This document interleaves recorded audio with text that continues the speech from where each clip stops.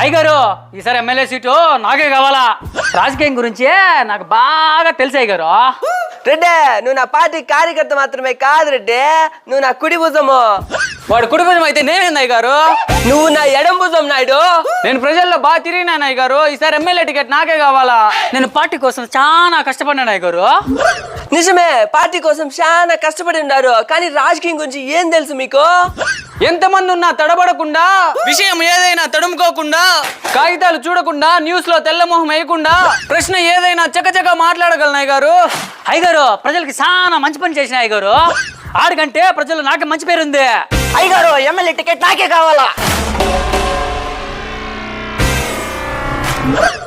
సరే వెయిటే ఉంది. ఎంత ఉంది? 500 కోట్లు అయ్యగారు. 500 కోట్ల? నీకు యా నియోజకవర్గం సీటు కావాలో చెప్పు భుజంగరావు. కోట్లు ఇస్తే రాష్ట్రాన్ని రాసిచ్చేటట్టుండారే. ఇదే రాజకీయము. రాష్ట్రాన్ని ఏం కర్మ, దేశాన్నే రాసిచ్చేస్తా.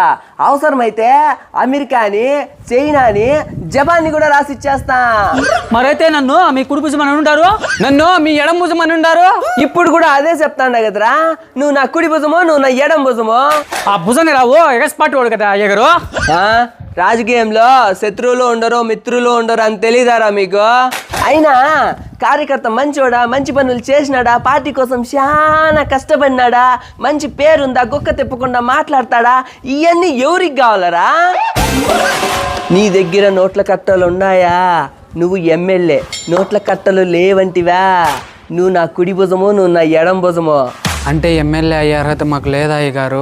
ఎమ్మెల్యే అయ్యే అన్ని అర్హతలు మీకున్నాయి నాయుడు, కానీ కట్టలు పంచకపోతే ప్రజలు ఓట్లు వేయరు కదరా రెడ్డి. అంటే కట్టలు పంచకపోతే ప్రజలు మన రాజకీయ నాయకులకి కన్నాలు వేస్తారంటారా? మరి అంతే కదా.